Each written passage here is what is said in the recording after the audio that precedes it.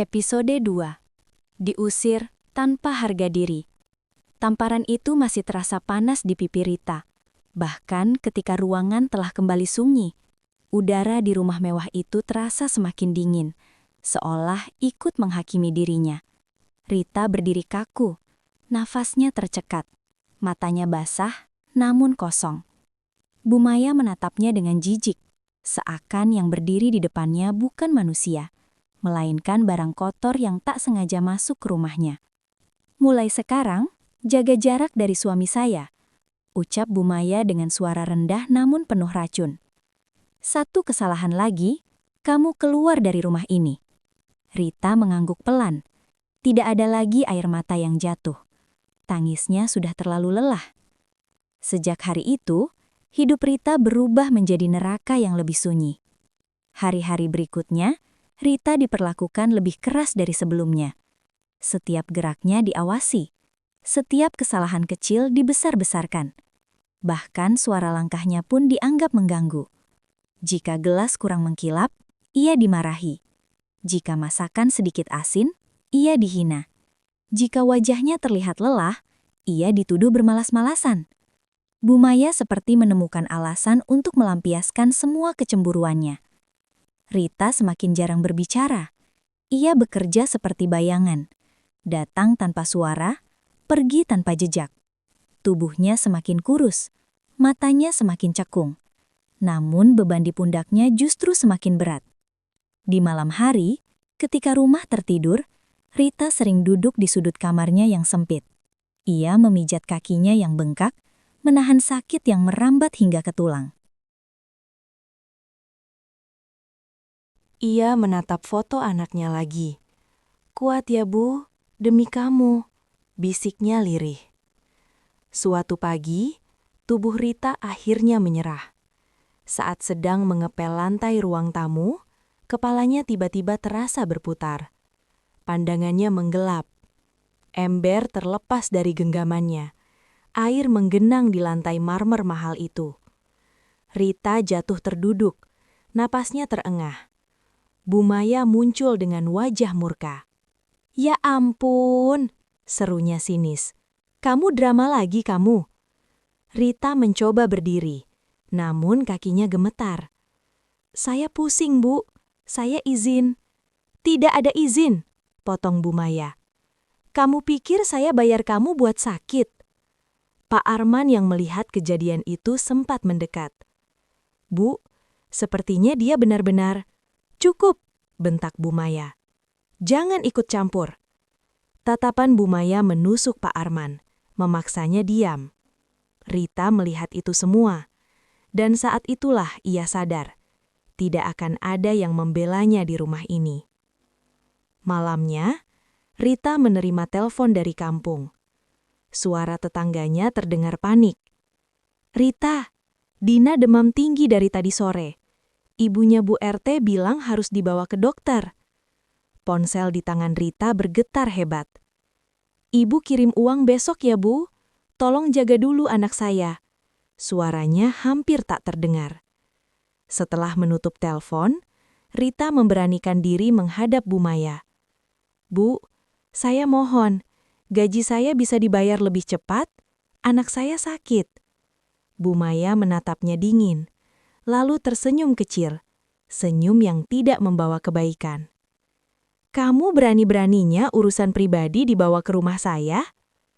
Rita menunduk, air matanya jatuh ke lantai. "Maaf, Bu, saya cuma seorang ibu." Bu Maya berdiri, mendekat perlahan. "Justru karena kamu cuma pembantu, jangan banyak minta." Malam itu, Rita tidak tidur. Ia duduk di ranjang kecilnya, memeluk tas lusuh berisi pakaian dan foto anaknya. Perasaannya campur aduk, antara takut, marah, dan putus asa. Dan ketakutan terbesarnya akhirnya terjadi. Pagi hari, Bu Maya memanggil Rita ke ruang tamu. Di tangannya ada amplop coklat tipis. "Kamu keluar hari ini." Rita tertegun. "Bu, saya salah apa lagi?" Bu Maya menatapnya tanpa ragu. Saya tidak butuh pembantu yang bikin rumah saya tidak nyaman. Amplop itu dilempar ke meja. Ambil gajimu. Itu pun sudah saya potong. Rita membuka amplop itu dengan tangan gemetar. Jumlahnya tidak seberapa. Bahkan tidak cukup untuk biaya dokter anaknya. Bu, tolong, saya. Keluar, teriak Bu Maya. Siang itu, Rita berdiri di luar gerbang rumah mewah tersebut. Tas kecil di tangannya terasa jauh lebih berat dari isinya. Gerbang besi tertutup perlahan, memutus hidup yang ia jalani selama berbulan-bulan. Langit Jakarta mendung. Rita melangkah tanpa tujuan. Air matanya jatuh di trotoar panas. Orang-orang berlalu lalang, tak satu pun peduli. Ia berhenti di sebuah halte bus, duduk terkulai. Ponselnya bergetar. Pesan masuk dari kampung. Rita, kondisi Dina makin lemah. Rita menutup mulutnya, menahan tangis yang akhirnya pecah juga. Di tengah kota yang penuh cahaya, ia merasa sendirian. Dan di saat itulah, sebuah keputusan besar mulai terbentuk di dalam hatinya. Keputusan yang akan mengubah hidupnya selamanya. Namun, apakah keputusan itu akan menyelamatkannya? Atau justru menjerumuskannya lebih dalam? Hujan turun pelan di Jakarta malam itu, membasahi jalanan dan menyamarkan air mata Rita. Ia duduk di halte bus, memeluk tas kecilnya erat-erat, seolah itu satu-satunya benda yang masih menghubungkannya dengan dunia. Ponselnya kembali bergetar. Satu pesan singkat.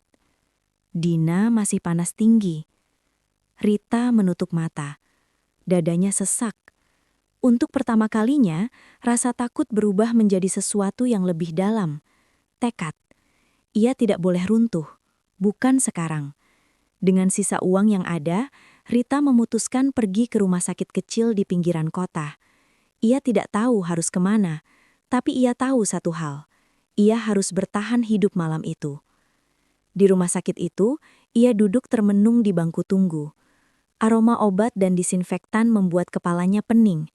Di sekelilingnya, orang-orang datang dan pergi dengan luka masing-masing. Seorang perawat parubaya memperhatikannya.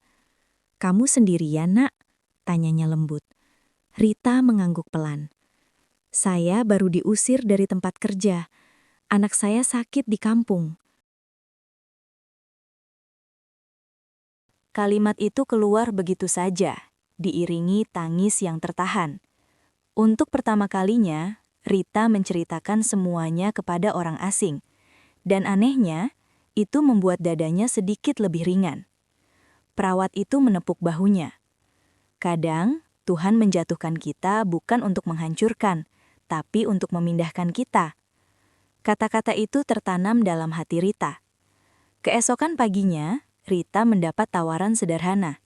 Membersihkan ruang arsip rumah sakit dengan upah harian.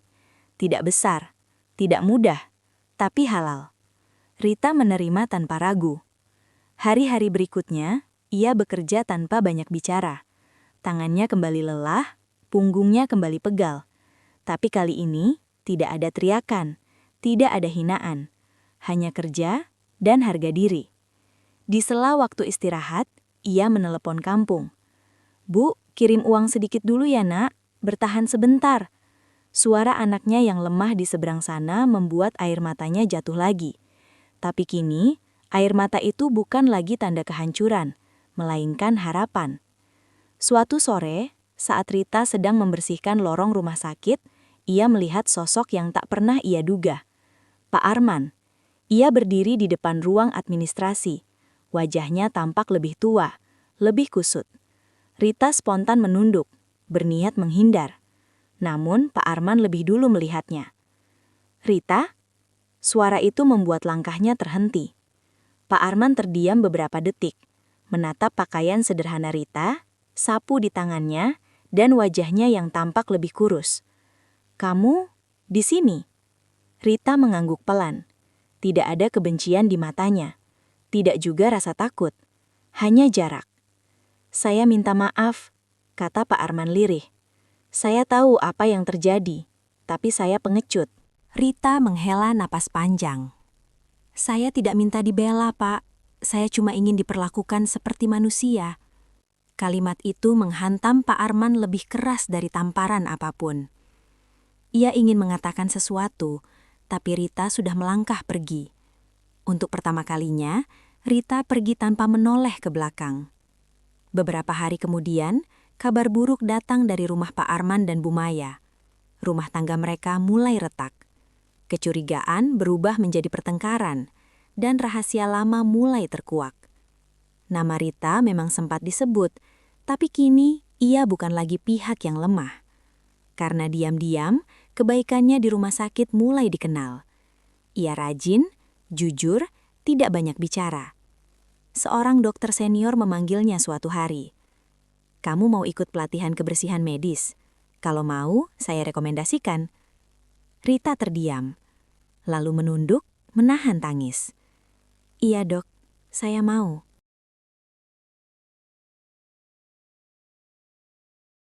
Malam itu, Rita berdiri di depan jendela kamar kos kecilnya. Di tangannya, foto anaknya. "Bu akan pulang," dengan kepala tegak, bisiknya. Di luar, hujan telah berhenti. Lampu-lampu kota menyala satu persatu. Rita tahu, balasannya bukan dengan dendam, melainkan dengan kebangkitan. Namun jauh di sana, Bu Maya mulai menyadari satu hal. Orang yang ia hancurkan dulu, perlahan bangkit menjadi seseorang yang tidak bisa ia kendalikan lagi. Dan badai yang lebih besar sedang menunggu.